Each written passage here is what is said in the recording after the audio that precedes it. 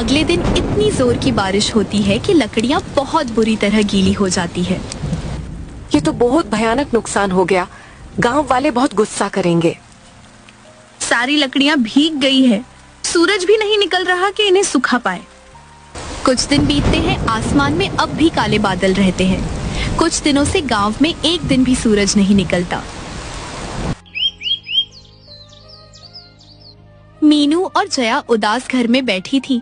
तब सभी लकड़ारे उनसे पैसे मांगने जाते हैं। आज तो पैसे मिलने का दिन था ना, लाओ हमारा मुनाफा। मीना और जया सारी बातें सच सच सबको बता देती हैं, जिससे लोग भड़क उठते हैं। हमें तुम्हारी बातों में आना ही नहीं चाहिए था। कर दिया ना नुकसान। बारिश का महीना आने वाला है, हम कैसे गुजारा करेंगे। लोगों के तानों और कड़वी बातों ने दोनों के स्वाभिमान को बहुत ठेस पहुंचाई थी। इसीलिए दोनों ने घर में रखी सारी जमा पूंजी मुआवजे के तौर पे सबको दे दी। अब उनके पास कुछ भी न बचा था। दिन ब दिन दोनों की हिम्मत टूट रही थी। एक दिन दोनों घर के आंगन में बैठकर अपना दुख एक दूसरे से बांट रही थी। हमने तो घर की सारी कमाई सबको दे दी। बारिश की वजह से जंगल से लकड़ियां भी नहीं काट पा रहे हैं।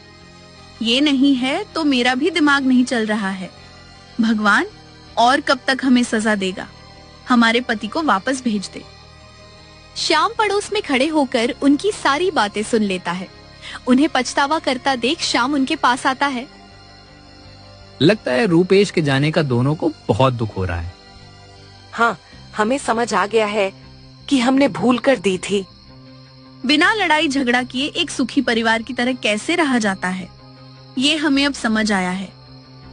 चलिए मेरे साथ, मुझे आप दोनों को कुछ दिखाना है।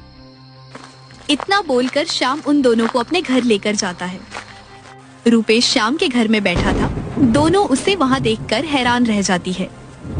आप यहाँ हैं? आपने हमें बताया क्यों नहीं? तुम दोनों यहाँ क्यों आई हो? जाओ यहाँ से। हमसे ऐसे नाराज होकर हमें और मत तोड़िए। हम अब कभी आपको दुख नहीं पहुँचाएंगी। माफ कर दो रूपेश इन्हें, ये सच में शर्मिंदा है। दोनों की आंखों में पछतावे के आंसू देखकर रूपेश का मन पिघल जाता है और वो उन दोनों को सच बता देता है।